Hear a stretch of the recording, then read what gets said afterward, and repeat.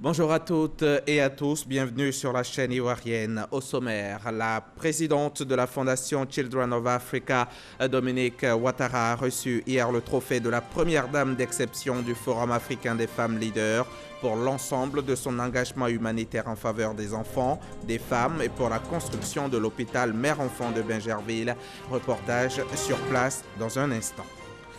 En matière de création d'emplois, la Côte d'Ivoire bénéficie d'un programme pour l'emploi et la promotion des PME, une initiative de la coopération allemande GIZ qui va durer 48 mois pour un coût total de 12 milliards de francs CFA.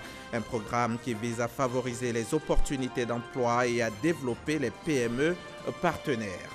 Le virus Covid-19 continue de se propager sur le globe et à une vitesse grand V. Un cas de contamination au nouveau coronavirus, un ressortissant italien, a été confirmé hier jeudi à Lagos, la capitale économique du Nigeria. C'est le premier cas officiellement identifié en Afrique subsaharienne. À suivre en fin de journal. Dominique Ouattara, la première dame d'exception. Ces mots sont des membres du FAFEL, le Forum africain des femmes leaders.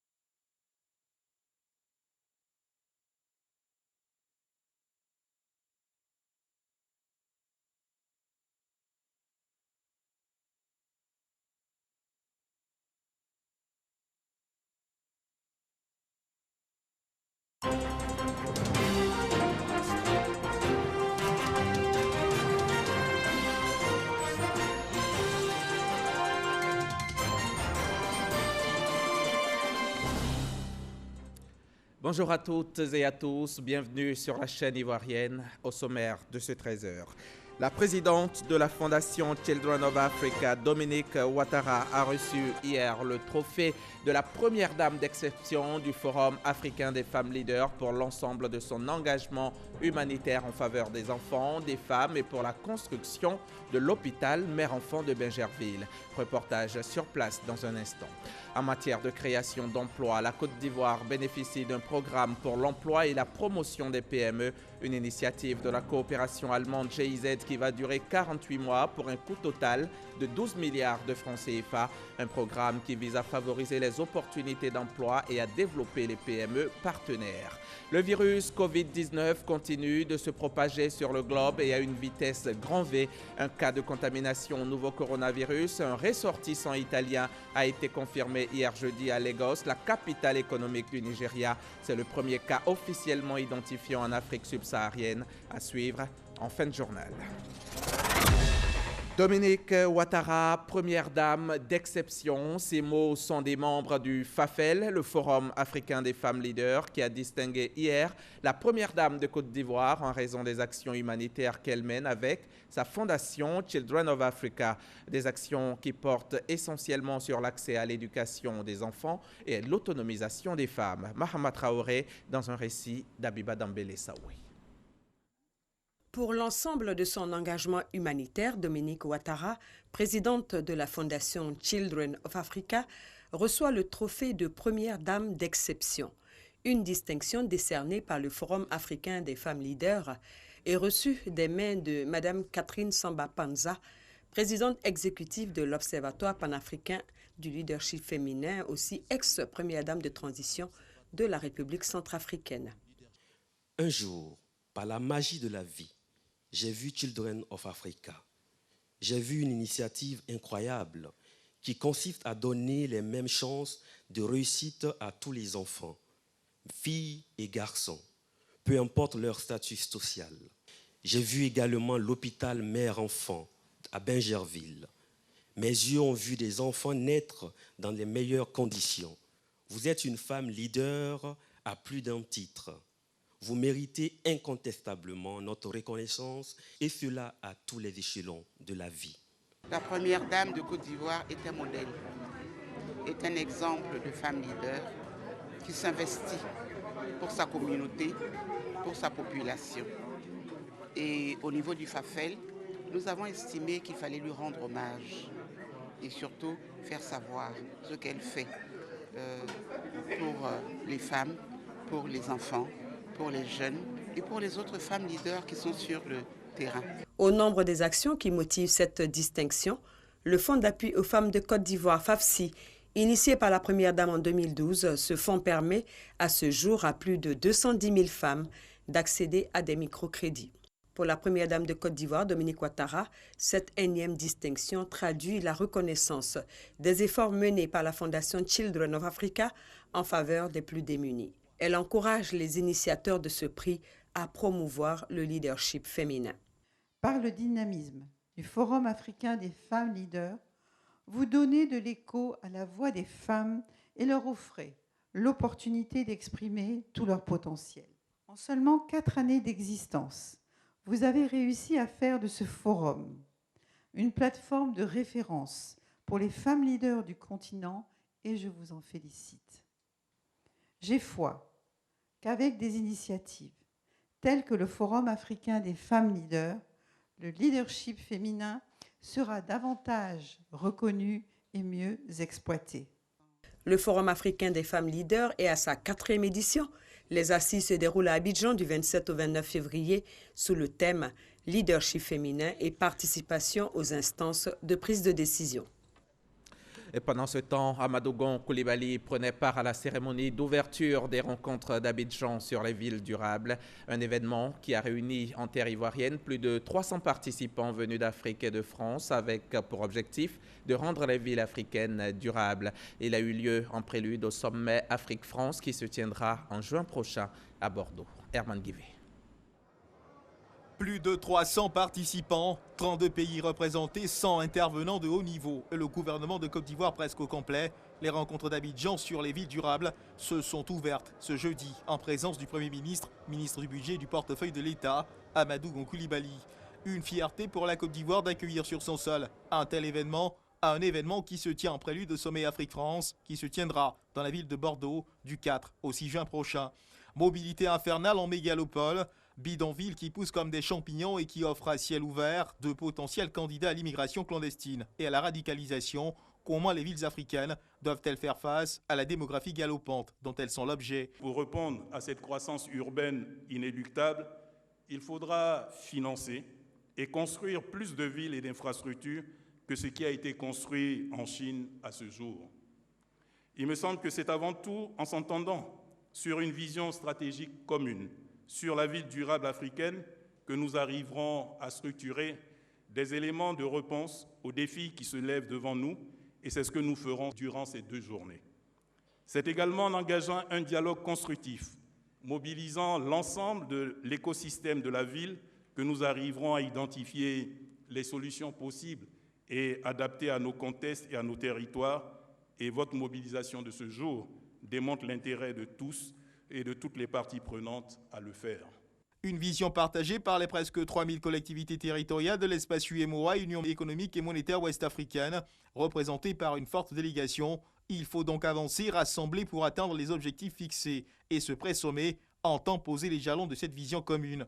Une vision commune qui sera elle-même consignée dans une déclaration dite déclaration d'Abidjan, dont les prescriptions seront au cœur du sommet Afrique-France. La déclaration d'Abidjan, à mes yeux, cette déclaration elle doit nous permettre d'amener toutes nos énergies vers un sommet Afrique-France qui doit être un sommet concrétisant des partenariats et des succès futurs. Le président Emmanuel Macron a tenu à ce que 1000 entrepreneurs soient invités. Ces entrepreneurs, ils doivent être le cœur de l'innovation, les PME et les entreprises de taille intermédiaire. Ne les oublions pas, constituons ces partenariats qui sont, à mes yeux, essentiels. Le Premier ministre Amadou Gon Coulibaly se réjouit de la tenue d'un tel sommet à Abidjan. Monsieur le ministre Julien de Normandie, qui avait été l'un des principaux acteurs du C2D, le contrat de désendettement et de développement de notre pays.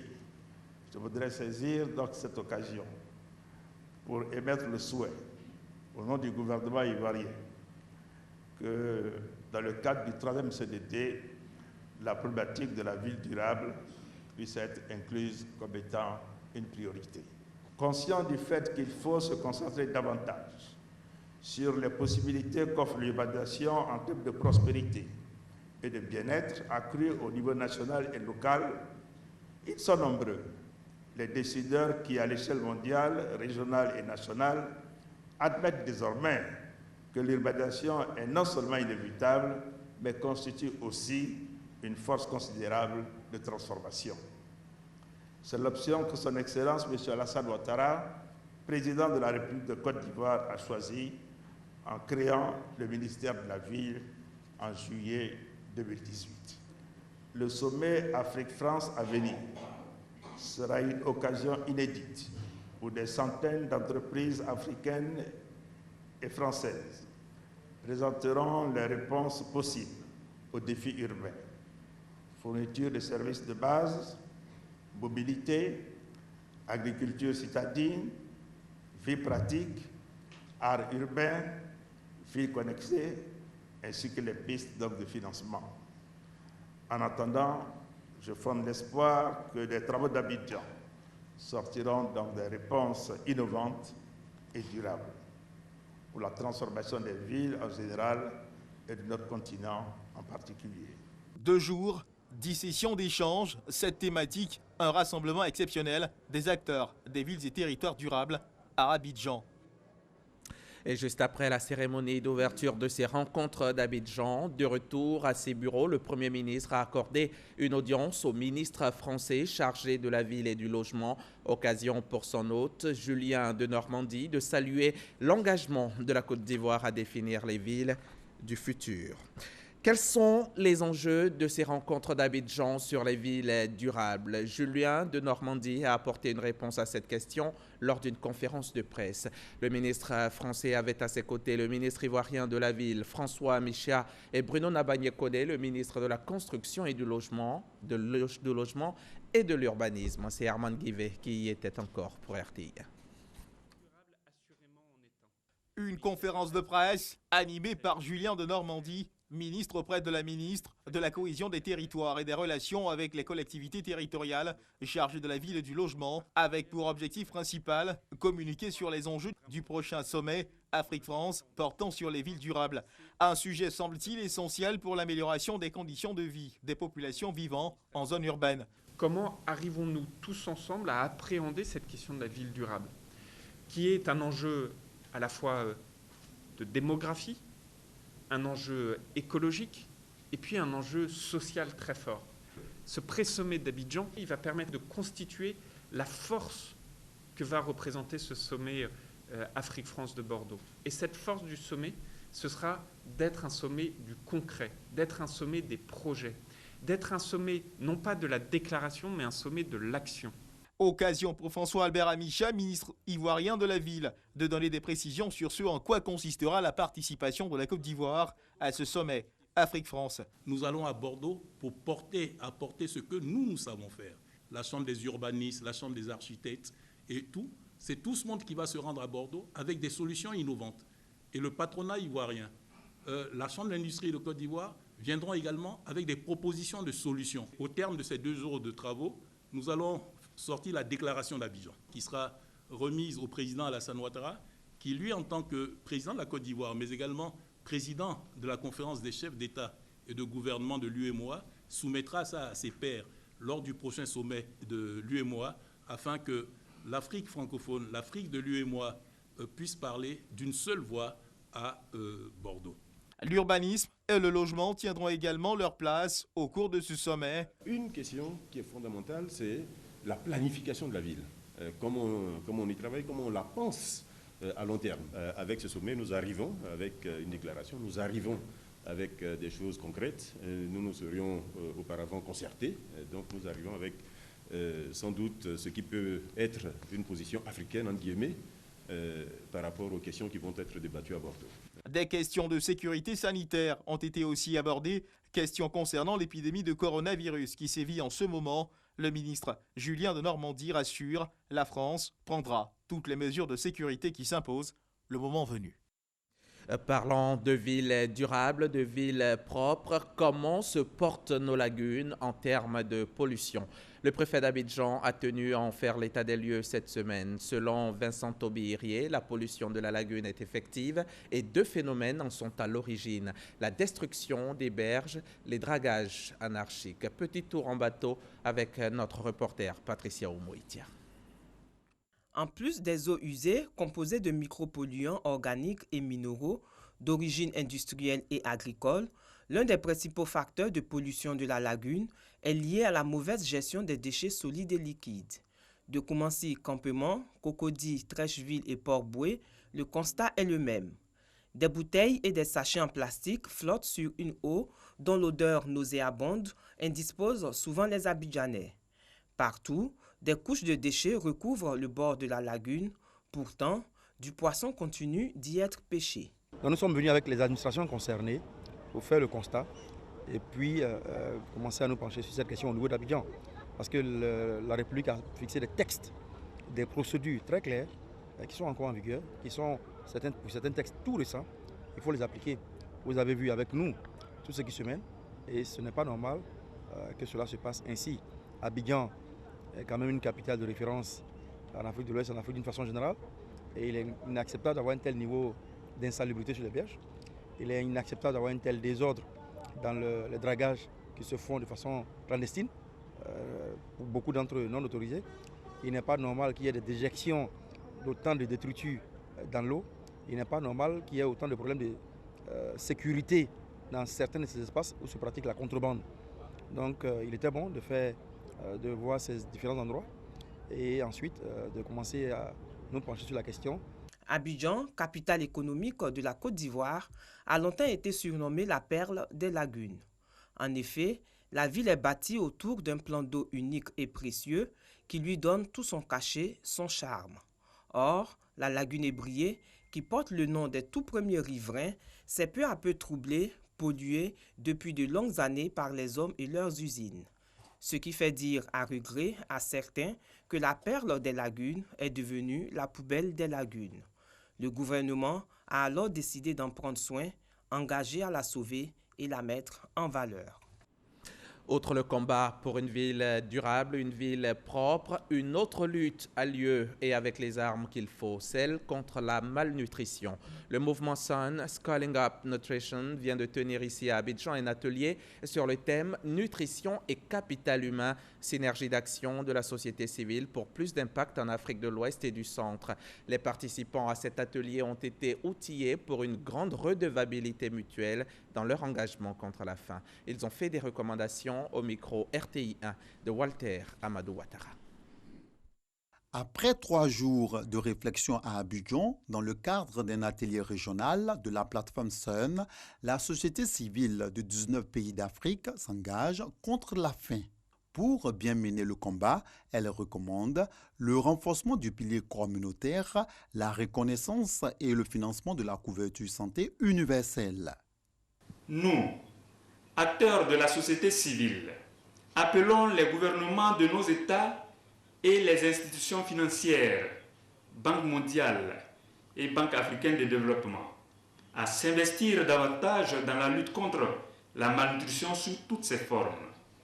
À cet effet, nous leur recommandons de reconnaître la nutrition comme une priorité de développement, de mobiliser des ressources financières pour la lutte contre la malnutrition et veiller à ce que ces fonds ciblent les personnes les plus vulnérables.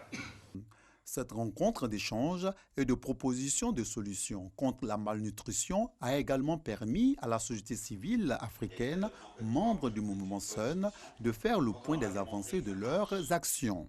Pour Madagascar, le taux de malnutrition chronique s'est amélioré. Avant, c'était 47,3%. Maintenant, en 2018, c'est devenu quand même 42%. Ce qu'on a fait, l'État, la société civile, tous les secteurs. On a donc un plan national de nutrition à Madagascar et c'est dans la mise en œuvre qu'on est arrivé donc à cette amélioration-là. Il faut maintenant aller ensemble et travailler ensemble pour que nous puissions donc atteindre les objectifs qui nous sont fixés. Les alliances de la société civile SUN disposent désormais d'outils pour le développement des actions communes afin d'atteindre un plus grand impact et une redevabilité mutuelle dans leur engagement contre la faim. Dans le cadre de la mise en place de la bourse des matières premières agricoles en Côte d'Ivoire, l'autorité de régulation du système de récépissé d'entreposage et la bourse régionale des valeurs mobilières viennent de signer un mémorandum qui va faciliter la coopération entre les deux institutions. La bourse des matières premières agricoles devrait entre autres garantir la sécurité alimentaire. On en sait plus avec Francis Boifond. La bourse des matières premières agricoles, BMPA, est une initiative du président Alassane Ouattara. Cette bourse sera opérationnelle dans 4 mois et devra réduire les pertes post-récolte, estimées en moyenne à 40% en Côte d'Ivoire. La bourse des matières premières agricoles est différente de la bourse régionale des valeurs mobilières, BRVM. Les matières premières agricoles ne sont pas des valeurs mobilières. C'est des matières premières agricoles qui sont transigées.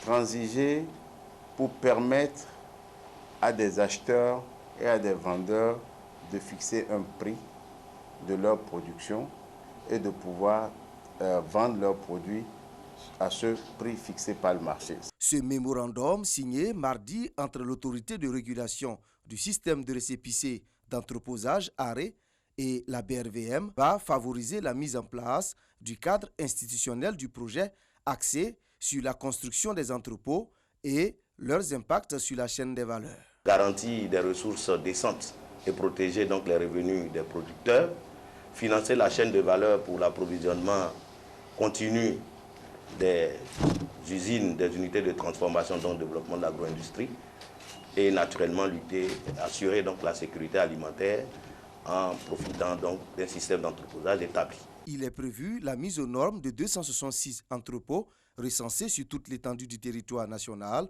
pour un montant de 37 milliards de francs CFA.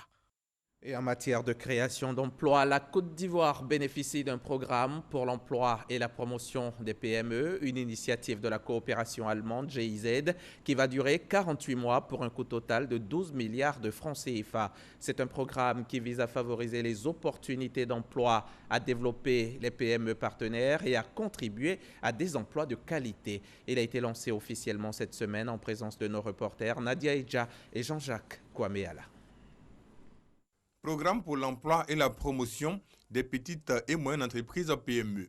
Un programme de 48 mois qui vise la création de 4 500 emplois directs, l'amélioration des conditions de 4 800 emplois, l'appui à 800 entreprises existantes et la formation professionnelle de 1 500 personnes. Initiatrice du programme, l'Allemagne, qui veut ainsi contribuer à la réduction de la pauvreté à travers la création d'emplois décents et de qualité. On a trouvé des talents ici. On sait aussi que le capital à mobiliser dans le secteur privé, dans le privé, est beaucoup plus important. Donc on essaie de faire ça et on fait aussi pour coopérer avec les autorités ivoiriennes pour renforcer la confiance des Ivoiriens dans leurs instances. Un appui nécessaire pour renforcer la compétitivité des PME en Côte d'Ivoire, en particulier celle du secteur agricole. La Côte d'Ivoire s'est développée avec de grandes entreprises de transformation, mais la grande transformation qui permettra de créer le maximum d'emplois, c'est celle de permettre donc de la création de petites unités de transformation. Ça permettra donc non seulement de donner de la valeur ajoutée, mais d'augmenter la chaîne des valeurs au niveau agricole en Côte d'Ivoire. D'un montant de plus de 12 milliards de francs CFA pour la Côte d'Ivoire, ce programme fait partie de l'initiative Investir pour l'emploi, une initiative lancée par le ministère fédéral de la coopération allemande et développement pour l'amélioration de la formation et de l'emploi dans 8 pays africains. 300 000, c'est le chiffre du jour. C'est le nombre d'Ivoiriens exilés du fait de la crise post-électorale de 2011. S'ils étaient aussi nombreux il y a 9 ans, l'on compte à ce jour seulement 22 000 réfugiés ivoiriens dans des pays d'accueil. Et l'on continue d'enregistrer de nouvelles entrées. Et cette semaine, 106 Ivoiriens anciennement réfugiés au Ghana sont rentrés en Côte d'Ivoire. Et les initiatives se multiplient pour favoriser de plus en plus de retours d'exilés pour atteindre aujourd'hui un taux de 90%. Michel Digré revient sur ces retours volontaires d'anciens exilés. « 29 janvier 2019, retour d'exil de 70 personnalités politiques proches de l'ex-président Laurent Gbagbo. Nous sommes heureux qu'il soit de retour parce que c'est le couronnement des efforts que nous avons fournis depuis 2011. Le 26 septembre 2019, 187 Ivoiriens exilés au Ghana sont de retour sur leur terre natale, parmi eux des cadres de l'opposition.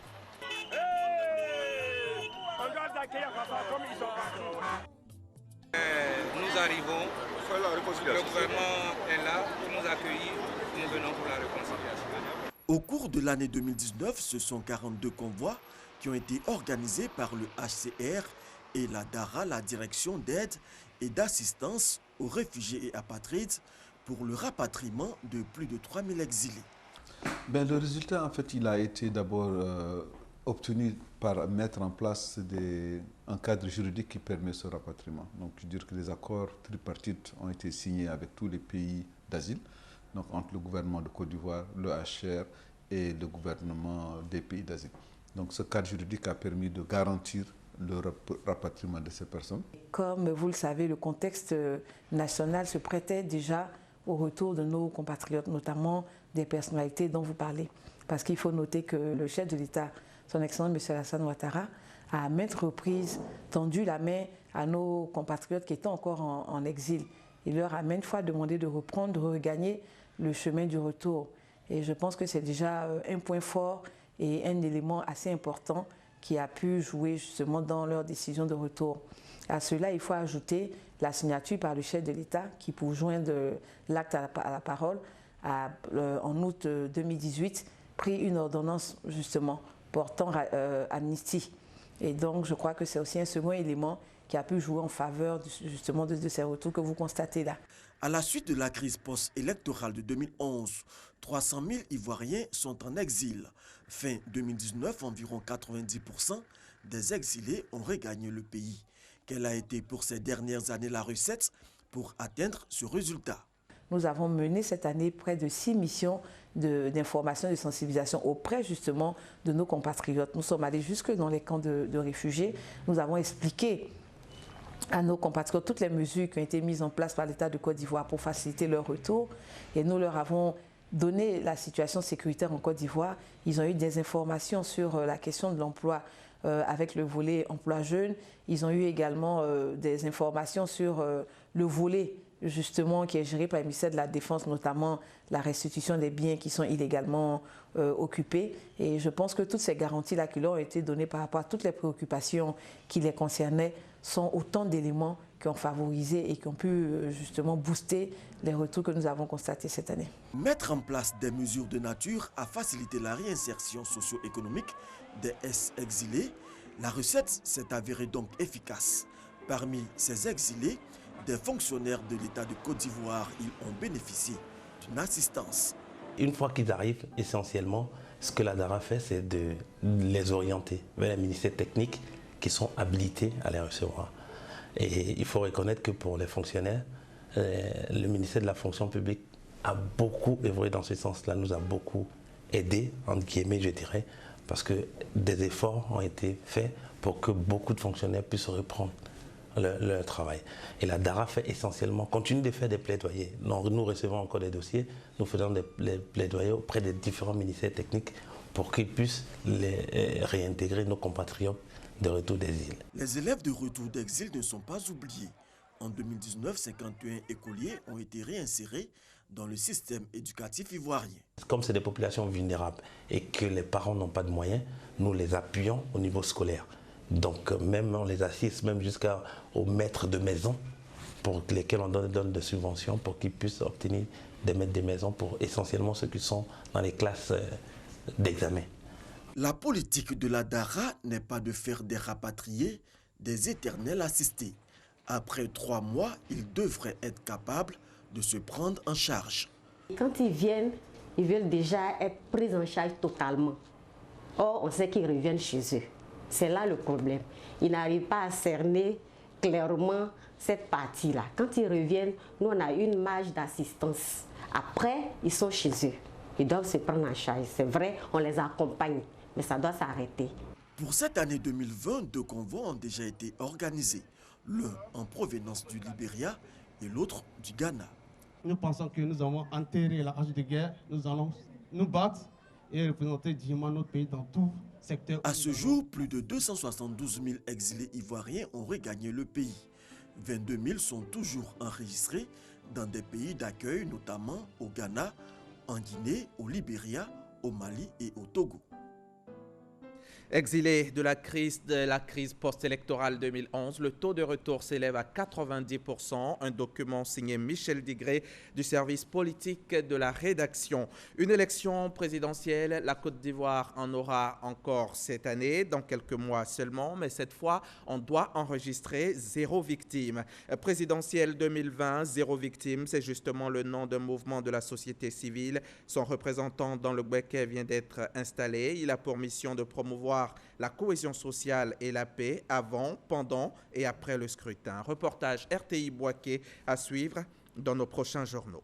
Le reste de l'actualité en bref et en 3 images. Tout d'abord, celle du Nigeria. Un ressortissant italien arrivé dans le pays il y a 3 jours est devenu le premier cas confirmé de contamination au coronavirus. C'est ce qu'a déclaré ce vendredi 28 février le ministère nigérian de la Santé alors que l'épidémie se propage rapidement à travers le monde. Il s'agit du premier cas d'infection signalé en Afrique subsaharienne. L'Italien a été hospitalisé dans l'État de Lagos où la capitale abrite environ 20 millions d'habitants.